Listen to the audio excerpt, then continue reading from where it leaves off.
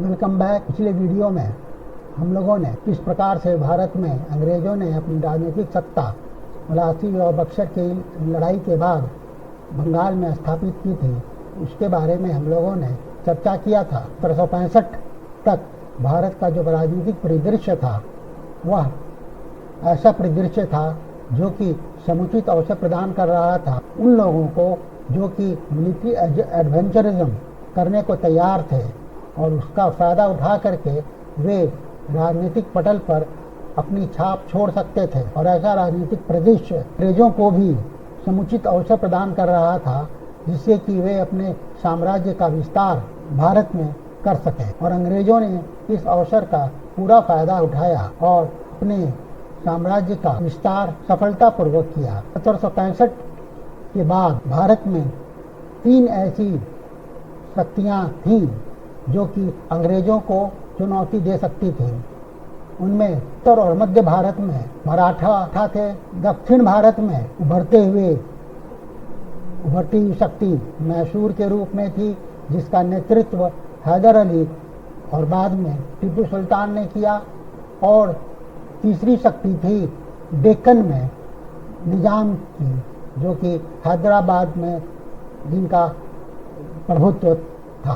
भारत में मैसूर ही एक ऐसी शक्ति थी भारत में जिसने अंग्रेजों के साथ कभी भी मिल करके भारत के देशी रियासतों के साथ लड़ाई नहीं करी और उसने अंग्रेजों को बहुत कड़ी चुनौती दक्षिण में दी। इसके लिए अंग्रेजों और मैसूर राज्य के बीच 4 युद्ध 1767 से लेकर के 1799 के बीच हुए। प्रथम 2 युद्धों में हैदर अली मुख्य रूप से अंग्रेजों के साथ लड़ता रहा। जब 1782 में कैंसर से उसकी मृत्यु हो गई तब टीपू सुल्तान ने अंग्रेजों का विरोध जारी रखा और वह तीसरे और चौथे युद्ध में उसने मैसूर का अंग्रेजों के खिलाफ नेतृत्व किया।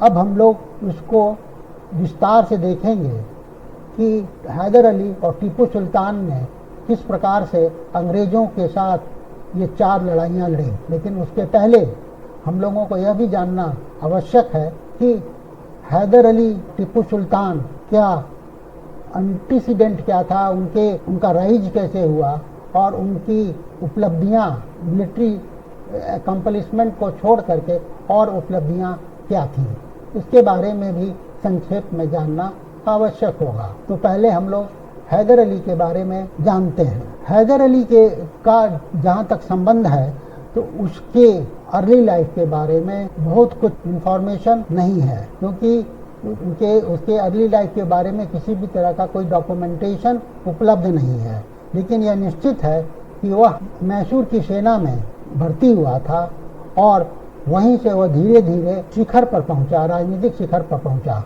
उसने 1749 में मैसूर की सेना में एक घुड़सवार के रूप में अपनी सेवा की शुरुआत की थी और जहाँ की उसके बड़े भाई शहबाज भी कार्य कर रहे थे।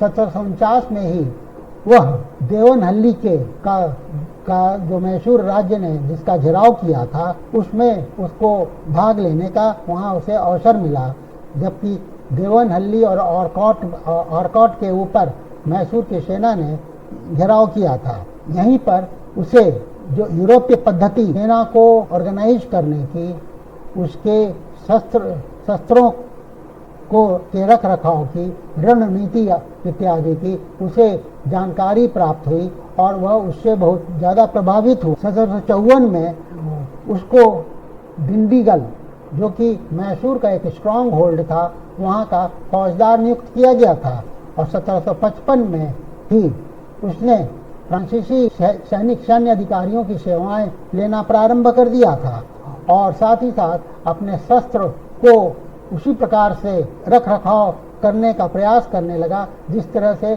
फ्रांसीसी किया करते थे और उसी प्रकार से तोपखाना वगैरह की भी व्यवस्था यूरोपीय पद्धति के आधार पर ही करना शुरू कर दिया। 1757 में उसको मैसूर की सेना का सेनापति नियुक्त किया गया और 1761 में उसने जो मैसूर के नाममात्र के राजा कृष्णराज II थे उनको गद्दी से हटा करके स्वयं मैसूर का सर्वेश्वरा बन गया। हालांकि उसने अपने आप को कभी राजा घोषित नहीं किया, लेकिन वह मैसूर का डिफेक्टो रूलर बन गया था। ये जो प्रोसेस जिस प्रोसेस से उसने मैसूर के शासन के ऊपर अपना कब्जा स्थापित किया, यहाँ पर यह बताना आवश्यक है कि मैसूर में वोडियार वंश का शासन चल रहा था और उस समय का जो शासक था वह था चिक कृष्णराज। और यह शासन पर हैदर अली जो अपनी पकड़ स्थापित कर रहा था, उसकी प्रक्रिया 1731 से 1734 के बीच में ही शुरू हो गई थी। लेकिन उस समय हैदर अली इसमें सम्मिलित नहीं था, क्योंकि हैदर अली ने तो 1749 में ही मैसूर की सेना को ज्वाइन किया था। उस समय दो भाई देवराज जो कि सेनापति था और नंजराज जो राजस्व का नियंत्रक था मैसूर का, उसके हाथों में इन दो भाइयों के हाथों में मैसूर की वास्तविक सत्ता थी। बहरहाल 1761 में वह मैसूर का वास्तविक शासक हैदर अली बन चुका था। अब मैसूर की अगर राजनीतिक परिस्थिति को देखें तो उस समय मैसूर दक्षिण भारत में मैसूर मराठों के साथ लड़ रहा था, निजाम के साथ लड़ रहा था, अंग्रेजों के साथ लड़ रहा था, और साथ ही साथ वहाँ फ्रेंच ईस्ट इंडिया कंपनी थी जो कि उसकी सहायता कर रही थी। मराठों का मैसूर के ऊपर समय समय पर आक्रमण हुआ करता था। यह आक्रमण 1753 में हुआ, 1754 में हुआ, 1757 में हुआ, 1759 में हुआ, और उसी प्रकार से निजाम ने भी 1755 में मैसूर के ऊपर आक्रमण किया था। और जब भी ये आक्रमण होते थे, मैसूर के ऊपर फाइनेंशियल डिमांड बहुत ज़्यादा होता था। इन आक्रमणों का सामना देवराज और नंजराज करने में असफल हुए, और इसी का नतीजा था कि हैदर अली ने इसका फ़ायदा उठाया और उसने अपनी अथॉरिटी मैसूर में इस्टेब्लिश करी, और 1761 में वह मैसूर का वास्तविक शासक बन गया। जब वह शासक बना मैसूर का, तो उसने अपने आप को पूरी तरह से चुनौतियों का सामना करने के लिए भी तैयार कर लिया था। उसने एक बहुत ही अनुशासित सेना का गठन किया और घुड़सवार कैवलरी विंग को मजबूत किया ताकि वे मराठों की चुनौती का सामना कर सकें। इसी प्रकार से आर्टिलरी विंग को भी उसने मजबूत किया ताकि निजाम की सेना का सामना किया जा सके, और इसके लिए उसे फ्रांसीसियों की सहायता प्राप्त हुई। हैदर अली यह भली भांति जानता था कि पाश्चात्य जो तकनीक है सैन्य शस्त्र के उत्पादन का, वह बहुत ही आवश्यक है। उसको जानना या उसको अपने यहाँ उपयोग में लाना, इसी को ध्यान में रख करके उसने डिंडीगल में फ्रांसीसी सहायता के साथ एक शस्त्रागार का निर्माण किया, और इसके साथ ही उसने अपनी सेना का प्रशिक्षण वेस्टर्न यूरोपियन कंट्री के मॉडल पर किया। इससे भी जो सबसे ज़्यादा महत्वपूर्ण जो बात थी वह यह थी कि वह परम्यूटेशन और कम्बिनेशन की कला को समझ गया और उसका इस्तेमाल बखूबी करने लगा, क्योंकि कूटनीति में इसका इस्तेमाल बहुत ही आवश्यक था। और इस तरह से परम्यूटेशन और कम्बिनेशन के इस्तेमाल से जो डिप्लोमेटिक चेस बोर्ड था, उसमें उसने अपने विरोधियों को मात देना शुरू किया। 1761 और 1763 के बीच में हैदर अली ने हॉस्कॉट, डॉडबेलापुर, सेरा, बिदनूर इत्यादि स्थानों के ऊपर विजय प्राप्त करी, और साथ ही साथ जो दक्षिण भारत के पोलीगार्स थे उनको भी परास्त किया। मराठा जिन्होंने अपने आप को पानीपत के युद्ध के बाद अपनी स्थिति को सुधार लिया था, और पेशवा माधवराव के नेतृत्व में जब उन लोगों ने बार बार मैसूर के ऊपर आक्रमण करना शुरू किया, तो हैदर अली को 1764, 1766 और 1771 में परास्त किया। हैदर अली को मजबूरन मराठों को पैसे देने पड़े, और साथ ही साथ कुछ महत्वपूर्ण क्षेत्र उन्हें सौंपने पड़े थे। लेकिन जब 1772 में पेशवा माधवराव की मृत्यु हो गई, तो उसके बाद जो वहाँ पर राजनीतिक अराजकता और शून्यता पैदा हुई, उसका फायदा उठा करके हैदर अली ने 1774 और 1776 के बीच में अपने वैसे क्षेत्र जो उसे मराठों को सौंपने पड़े थे, उसे वापस ले लिया। और साथ ही साथ इसके अतिरिक्त उसने बेलारी, कुडप्पा, गुटी, करनूल और अन्य महत्वपूर्ण क्षेत्र जो कृष्णा तुंगभद्रा दोआब में थे, उसे भी प्राप्त किया। अब हम लोग इसके बाद ये देखेंगे कि अंग्रेजों के साथ इसकी मैसूर का क्या संबंध था और उसमें हैदर अली की क्या भूमिका थी। पहला युद्ध 1767 और 1769 के बीच में हैदर अली और अंग्रेजों के बीच हुआ। यह हम सभी जानते हैं कि 1765 में अंग्रेजों ने अप्रत्यक्ष रूप से ही सही, लेकिन बंगाल में अपनी राजनीतिक सत्ता स्थापित कर ली थी और अंग्रेज यह चाहते थे कि मद्रास और बंगाल के बीच एक ओवरलैंड कनेक्शन स्थापित होना चाहिए और इसके लिए उन्हें नॉर्दर्न सरकार अधीन, जो कि 1758 तक फ्रांसीसियों के कब्जे में था, उस पर उनका नियंत्रण होना आवश्यक था। 1758 के बाद निजाम के नियंत्रण में चला आया था और निजाम ने नॉर्दर्न सरकार को कर्नाटक के नवाब को किराए पर दे दिया था, लीज पर दे दिया था। अंग्रेजों ने निजाम को यह प्रस्ताव दिया कि जितना रेंट कर्नाटक के नवाब दे रहे हैं, उससे ज़्यादा रेंट देने को वो तैयार है, लेकिन निजाम ने इस प्रस्ताव को अस्वीकार कर दिया। इसके बाद ब्रिटिश ईस्ट इंडिया कंपनी ने मुगल एम्परर शाह आलम सेकंड को अप्रोच किया। शाह आलम सेकंड ने नॉर्दर्न सरकार का नियंत्रण अंग्रेजों को सौंप दिया। इस बीच हैदर अली के विस्तारवादी नीति से विचलित होकर के निजाम और पेशवा माधवराव फर्स्ट ने एक अलायंस किया और उनकी यह योजना थी कि मैसूर के ऊपर आक्रमण किया जाए। लेकिन 1766 में ही अंग्रेजों ने जब नॉर्दर्न सरकार के ऊपर अपना नियंत्रण स्थापित करने का प्रयास किया, तो निजाम ने इसका विरोध किया और वह चाहता था कि अंग्रेजों के साथ युद्ध में जाए, लेकिन फाइनेंशियल डिफिकल्टीज उसके पास इतनी ज़्यादा थी कि वह ऐसा नहीं कर सका और उसे अंग्रेजों के साथ बातचीत करना पड़ा, नेगोशिएशन करना पड़ा और जिसके फलस्वरूप नवंबर 1766 में एक संधि हुई ब्रिटिश ईस्ट इंडिया कंपनी के साथ, जिसके अनुसार अंग्रेजों को 5 में से 4 सरकार के ऊपर नियंत्रण मिल गया और ये जो सरकार थे उनका नाम था चिकाकोल, एलूर, राजामुंदरी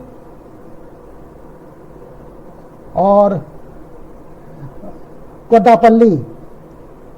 गुंटूर ही एक ऐसा सरकार था जो कि निजाम के बेटे का जागीर था, इसलिए उस पर नियंत्रण अंग्रेजों का तब होता जब उसकी मृत्यु अर्थात निजाम के पुत्र की मृत्यु हो जाती।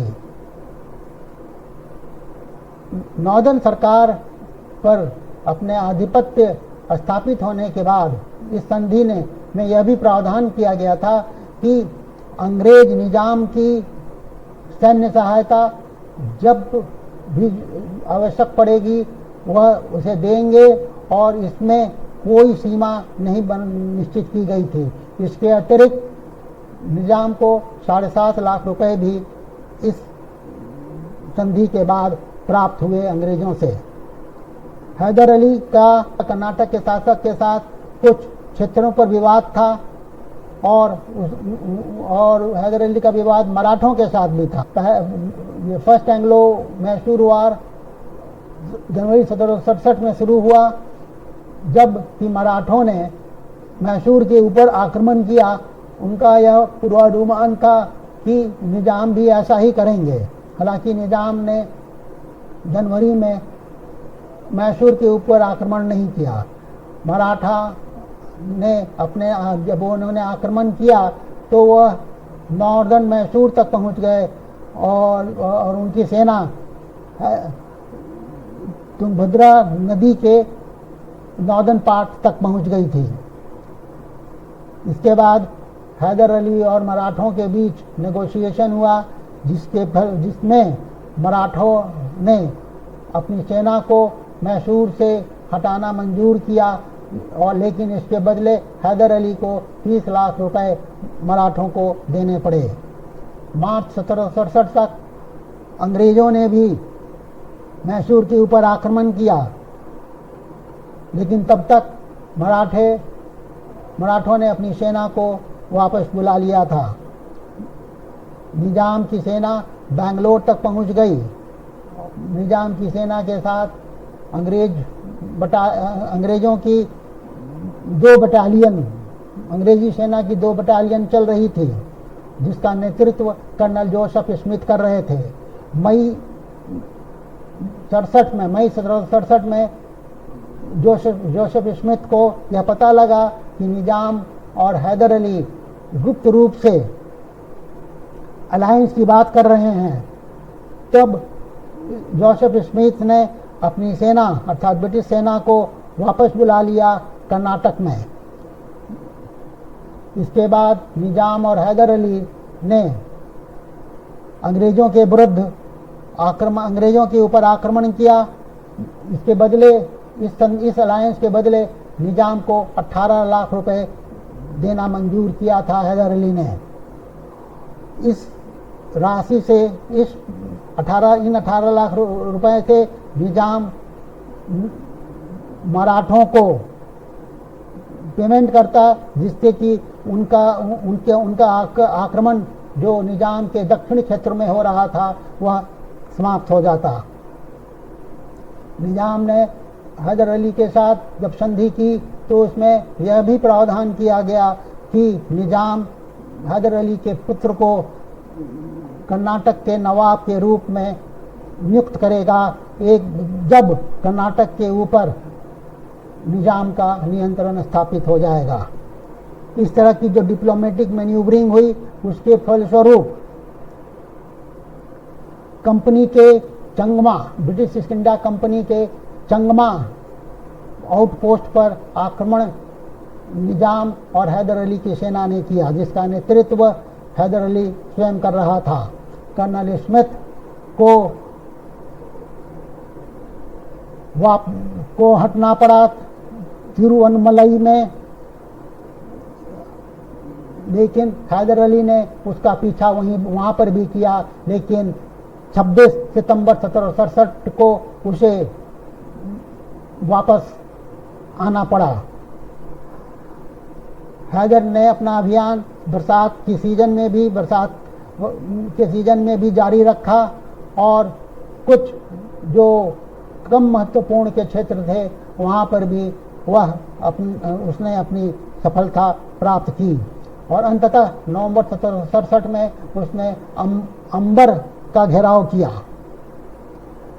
यहाँ पर हैदर अली ने यह प्रयास किया कि ब्रिटिश गैरिसन कमांड, जो वहाँ पर अंग्रेज गैरिसन कमांडर था, उसको रिश्वत दे करके अंबर की चाबी ले ली जाए, लेकिन वह ऐसा करने में सफल नहीं हो पाया।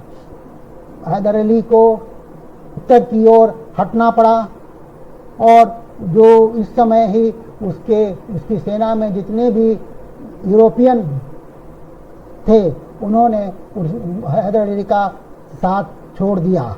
निजाम ने भी हैदर अली का साथ छोड़ने के लिए अंग्रेज़ों के साथ नेगोशिएशन शुरू कर दिया था। इसके बाद निजाम की सेना हैदराबाद वापस लौट गई और अंग्रेज़ों ने निजाम के साथ एक नई संधि कर ली। हैदर अली ने भी युद्ध को समाप्त करने के लिए युद्ध को समाप्त करने का प्रस्ताव अंग्रेज़ों को दिया, जिसे अंग्रेज़ों ने अस्वीकार कर दिया। 1767 के शुरुआती दौर में ब्रिटिश ईस्ट इंडिया कंपनी की बॉम्बे शाखा ने मैसूर के खिलाफ एक सैन्य अभियान चलाया और जिसके फलस्वरूप मैंगलोर का पतन हुआ। कर्नाटक में अंग्रेजी सेना डिंडीगल तक पहुंच गई थी। मराठों ने भी अंग्रेज़ों का साथ देना शुरू कर दिया था। उनकी योजना बैंगलोर को भी घेरने की थी। हालांकि हैदर अली बैंगलोर वापस लौट चुका था, लेकिन उसे बाद में गौरमकोंडा नामक जगह में वहाँ से बैंगलोर से हटना पड़ा था। लेकिन बाद में जब हैदर अली ने मद्रास के ऊपर आक्रमण कर दिया तो अंग्रेज़ों को हैदर अली के साथ नेगोशिएशन शुरू करना पड़ा और इसका परिणाम था मद्रास की संधि, जो कि मार्च 1769 में अंग्रेज़ों तथा हैदर अली के बीच हुई। इस संधि के अनुसार मैसूर तथा अंग्रेज़ों को एक दूसरे के विजित क्षेत्र को लौटा देने थे तथा जितने भी युद्धबंदी थे उन्हें भी छोड़ देना था। इस संधि में एक महत्वपूर्ण प्रावधान यह किया गया था कि जब भी मैसूर के ऊपर कोई आक्रमण होगा तो उसमें British East India Company Haidar Ali की सैन्य सहायता करेगी। इसके बाद हालांकि इस तरह से 1769 मार्च में इस युद्ध का अंत हुआ। जो प्रावधान मद्रास की संधि में किया गया था, जिसमें यह कहा गया था कि अंग्रेज मैसूर को सैन्य मदद करेंगे अगर उनके ऊपर किसी भी क्षेत्र से आक्रमण होता है। अंग्रेज़ों ने अपने इस प्रावधान को ऑनर नहीं किया। जब मराठों ने मैसूर पर 1771 में आक्रमण किया तो अंग्रेज मैसूर की मदद को आगे नहीं आए। हैदर अली को यह महसूस हो गया कि अंग्रेज़ों के ऊपर विश्वास नहीं किया जा सकता था, इसलिए उसने फ्रांसीसियों का सहयोग लेना फिर से प्रारंभ किया।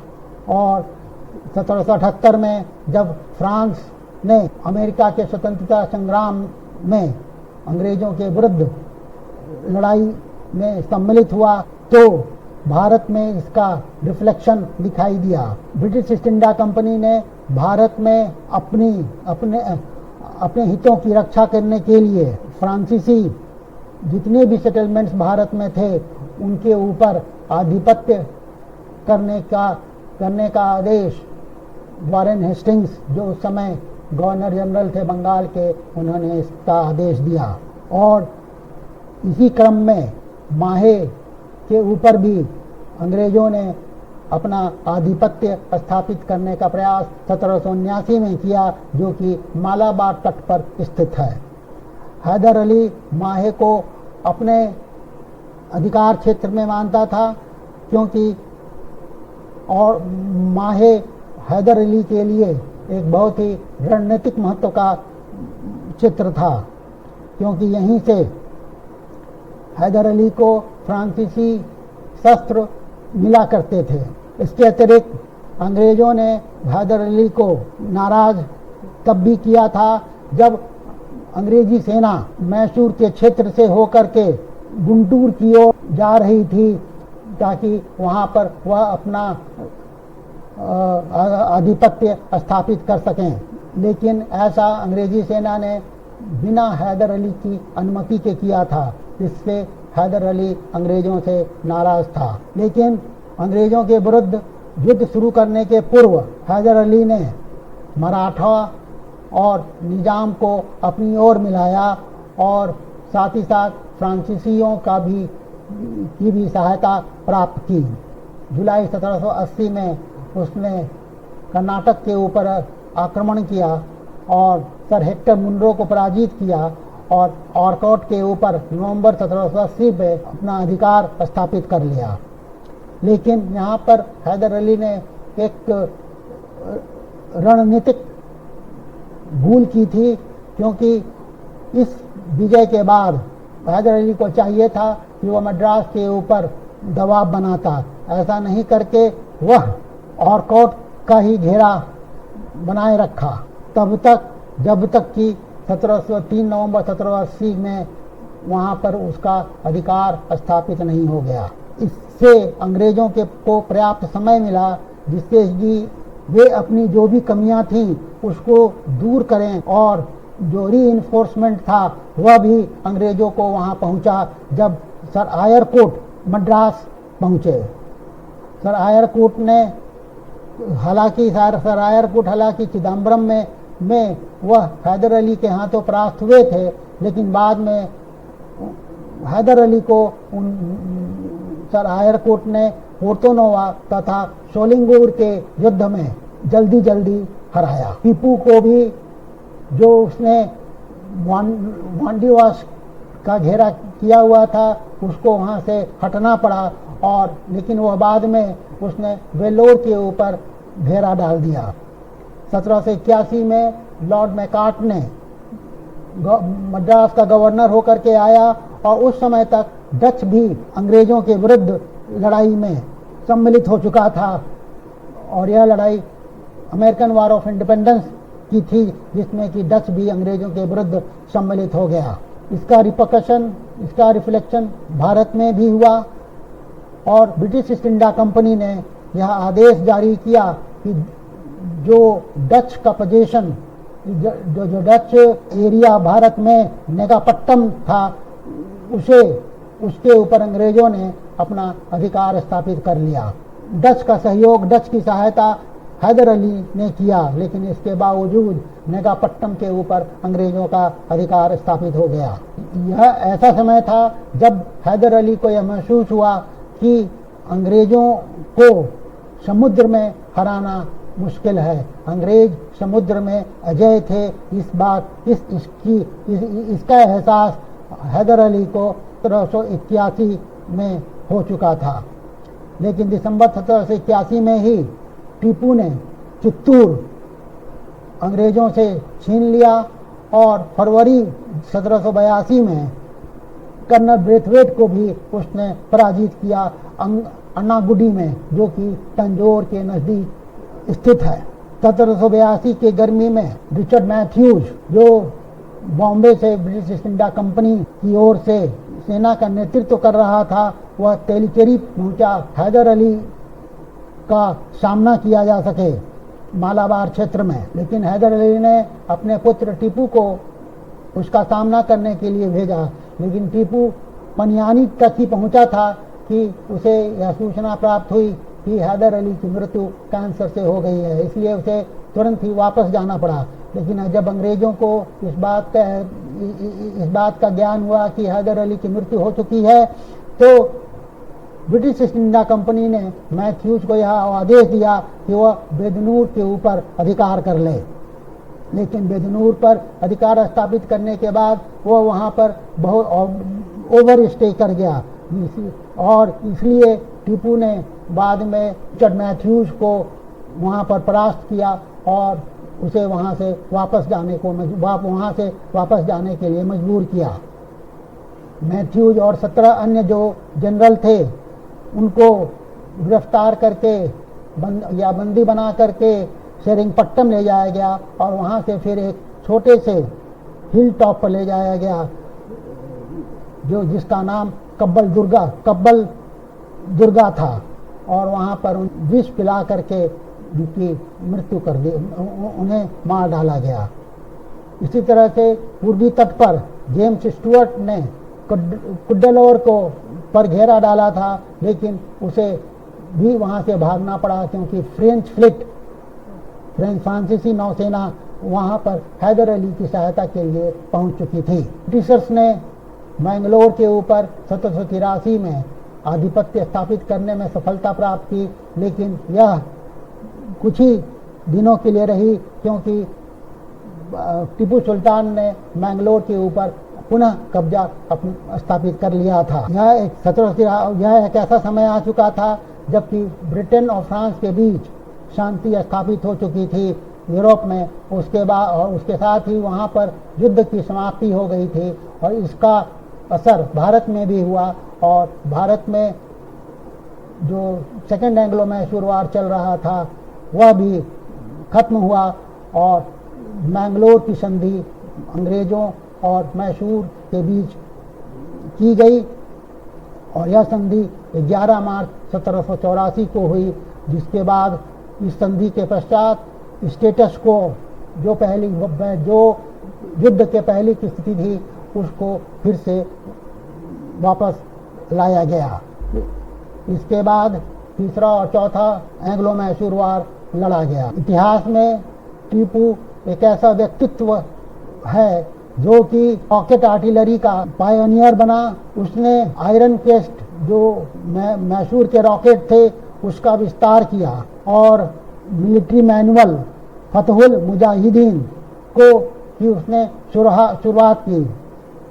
मैसूर की अर्थव्यवस्था भी अपने पीक पर पहुंची टीपू सुल्तान के शासनकाल में और एक प्रशासक के रूप में वह की प्रशंसा के शत्रु भी करने लगे।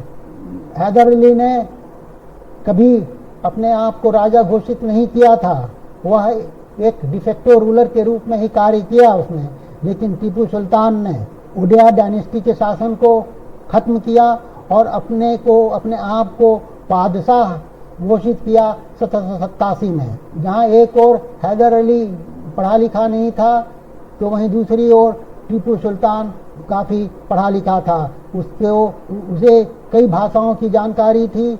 वह अरेबिक, पर्शियन, कन्नड़ और उर्दू बहुत ही आसानी से बोल लेता था। वह धार्मिक मामलों में वह सहिष्णु था। का प्रमाण तब मिलता है जब श्रृंगेरी मंदिर के मुख्य पुजारी के कहने पर उसने फंड सैंक्शन किया था ताकि मंदिर का जीर्णोद्धार किया जा सके और साथ ही साथ शारदा देवी की जो मूर्ति है उसको स्थापित किया जा सके, जो कि मराठा के आक्रमण के समय 1791 में क्षतिग्रस्त हो गई थी। उसी प्रकार से टीपू सुल्तान ने कभी भी श्री रंगनाथ की पूजा में हस्तक्षेप नहीं किया, न ही नरसिम्हा की पूजा में और न ही गंगाधरेश्वर मंदिर जो कि सेरिंगपट्टम के किले में स्थित थी उसके कार्यकलापों में कभी हस्तक्षेप किया। हालांकि वह पक्का नमाजी मुस्लिम था और उसके ऊपर यह भी आरोप लगे हैं कि उसने हिंदू मंदिरों, चर्च, क्रिश्चियन चर्च, सिनागॉग्स इत्यादि को नष्ट कराया था, उसको नेस्तनाबूद कराया था। साथ ही साथ कुर्द के हिंदुओं को मुसलमान बनने के लिए मजबूर किया था। यह टीपू सुल्तान के चरित्र का दूसरा पहलू है। टीपू सुल्तान के शासनकाल में मैसूर आर्थिक दृष्टि से बंगाल को पीछे छोड़ चुका था और मैसूर में कृषि तथा टेक्सटाइल मैन्युफैक्चरिंग काफ़ी बड़े पैमाने पर हो रही थी।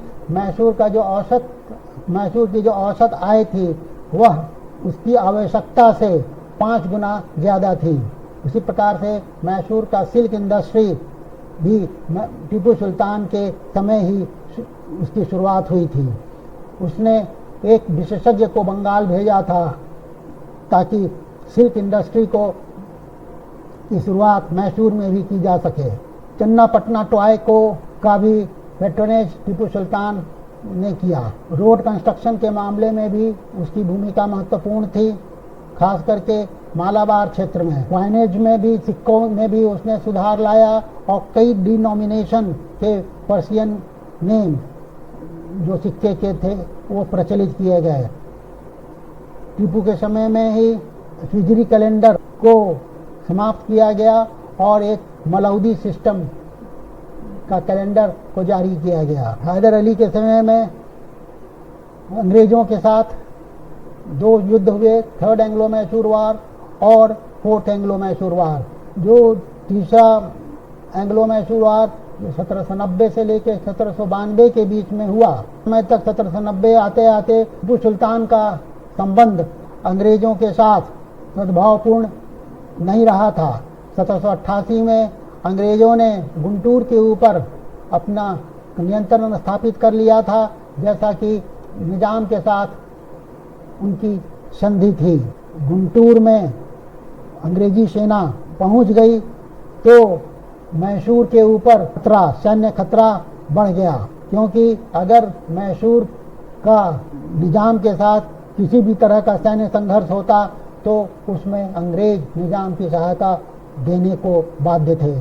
2nd एंग्लो मैसूर वार मैंगलोर की संधि के साथ 1784 में खत्म हो चुका था, लेकिन ब्रिटिश साम्राज्यवाद हर एक संधि को एक ट्रूस के रूप में देखता था, एक ऐसी मोहलत के रूप में देखता था ताकि वह अपनी शक्ति को फिर से सुदृढ़ कर सके और फिर से लड़ाई के लिए तैयार हो सके। पिट्स इंडिया एक्ट जो कि 1784 में ब्रिटिश पार्लियामेंट ने पारित किया था, उसकी स्पिरिट के विरुद्ध जाते हुए लॉर्ड कॉर्नवालिस ने एंटी टीपू जो संदेह था निजाम और मराठा का, उसका भरपूर उपयोग किया और एक ट्रिपल अलायंस 1790 में स्थापित किया, जिसमें कि निजाम, मराठा और अंग्रेज सम्मिलित थे। यहाँ पर यह ध्यान देने योग्य बात है कि पिट्स इंडिया एक्ट में यह कहा गया था कि शांति की नीति का अनुसरण किया जाएगा और किसी भी तरह की विस्तारवादी नीति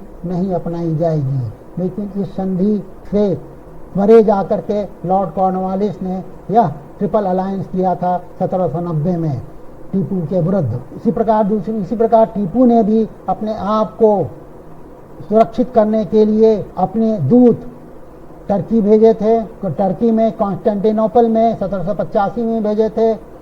साथ ही साथ 1787 में फ्रांसीसी किंग के पास अपने दूत भेजे थे। अफगानिस्तान में भी उसके दूत गए थे। टीपू की यह इच्छा थी कि त्रावणकोर के राज्य पर मैसूर का अधिकार हो, लेकिन ईस्ट इंडिया कंपनी के मद्रास शाखा के, मद्रास प्रेसिडेंसी के जो प्रेसिडेंट थे आर्चिबाल्ड कैम्पबेल, उन्होंने यह चेतावनी दी थी कि त्रावणकोर पर किसी भी तरह का आक्रमण अगर टीपू सुल्तान करता है तो वह आक्रमण अंग्रेजों के विरुद्ध ही माना जाएगा। त्रावणकोर के राजा ने टीपू को नाराज कर दिया था, क्योंकि उसने त्रावणकोर और कोचीन के बॉर्डर पर किलेबंदी शुरू कर दी थी। कोचीन मैसूर का एक वैसल स्टेट हुआ करता था। इसके अतिरिक्त त्रावणकोर ने डच ईस्ट इंडिया कंपनी से 2 किले जो कोचीन में थे वह खरीद लिए थे।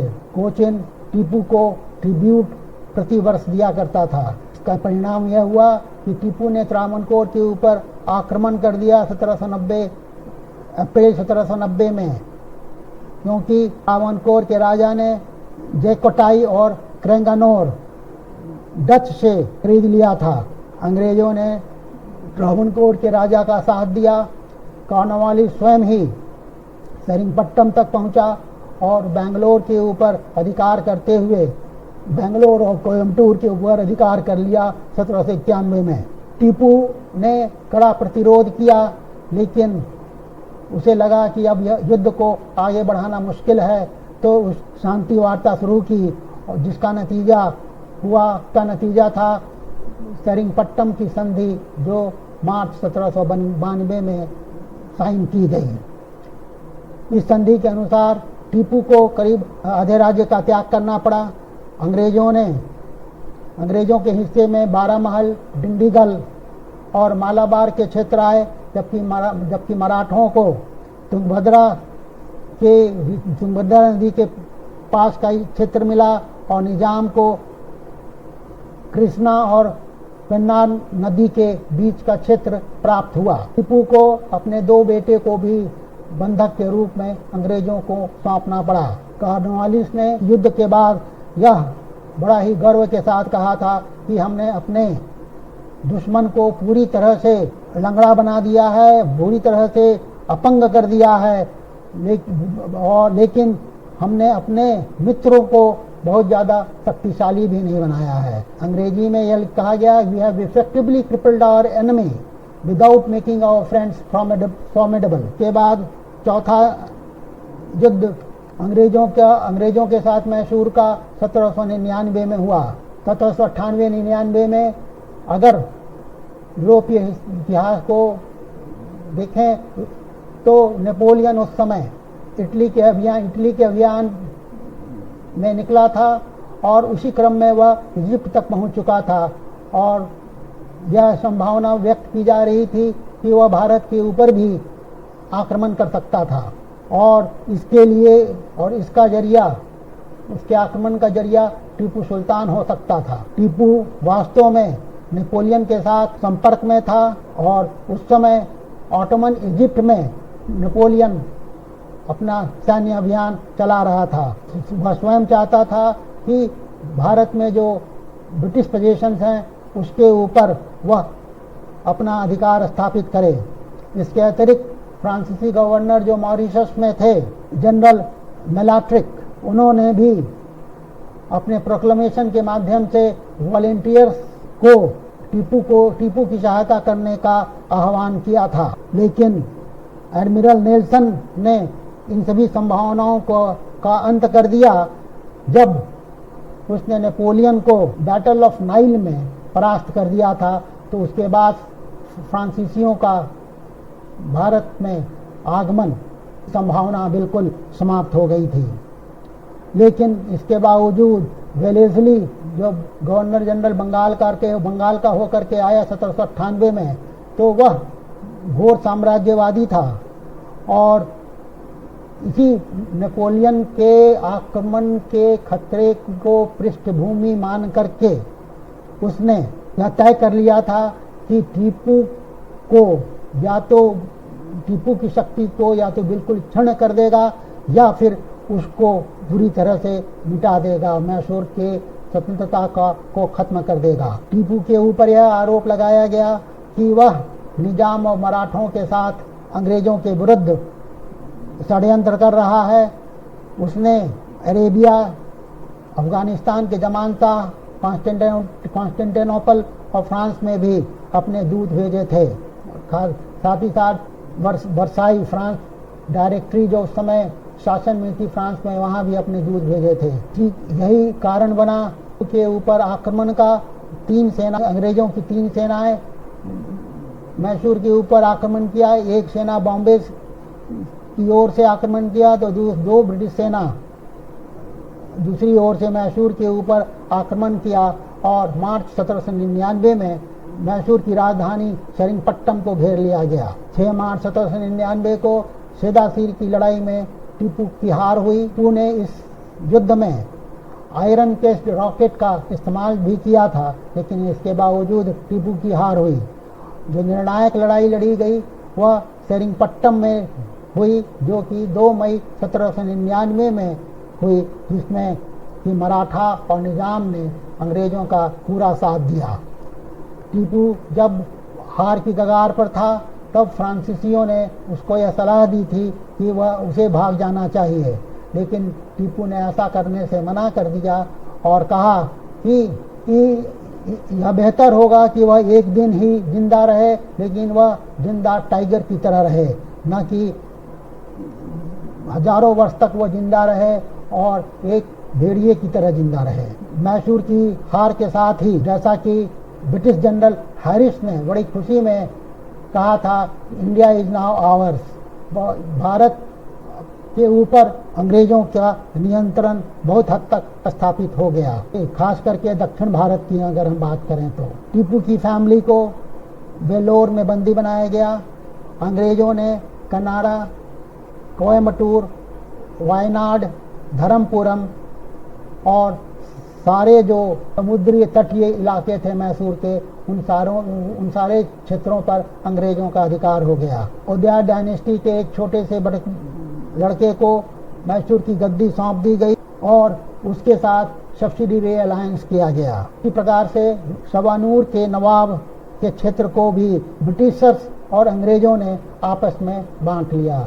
इस तरह से हम देखते हैं कि अंग्रेजों ने मैसूर के ऊपर पूरी तरह से अधिकार 1799 तक कर लिया था और इस तरह से दक्षिण भारत के ऊपर अंग्रेजों को चुनौती देने वाला अब कोई नहीं था।